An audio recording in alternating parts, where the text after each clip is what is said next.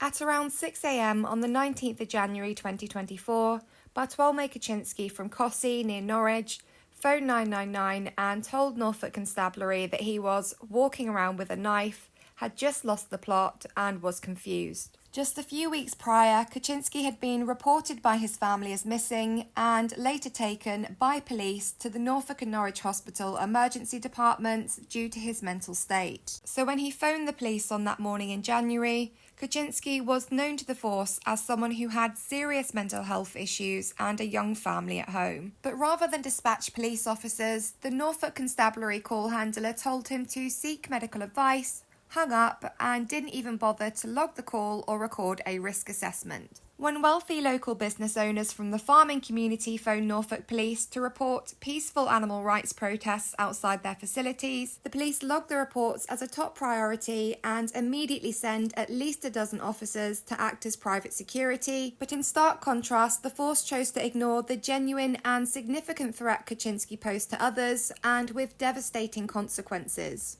An hour after Kuczynski's cry for help, a neighbour out walking their dog heard horrifying screams and the sound of furniture being thrown around inside the Kuczynski home and dialed 999. Officers arrived at 7:15 a.m, forced entry to the property and found a scene of carnage. The bloodied bodies of Bartlomiej Kuczynski, 45, his sister-in-law Costessey who was aged 36 and had been visiting from Thailand, and his two daughters, 12-year-old Jasmine Kuczynska and 8-year-old Natasha Kuczynska. Kuczynski had brutally stabbed his family to death before turning the knife on himself. The Norfolk Constabulary call handler, who failed this family so badly and whose identity has been protected, was temporarily suspended and investigated by the IOPC for gross misconduct. He claimed during the investigation that he didn't hear the word knife on the call. The misconduct hearing, which took place on the 26th of June this year, was not held in public. The chair found the misconduct proven. Yet despite the call handler's failure to act on a clear and immediate threat to life, resulting in 4 violent deaths,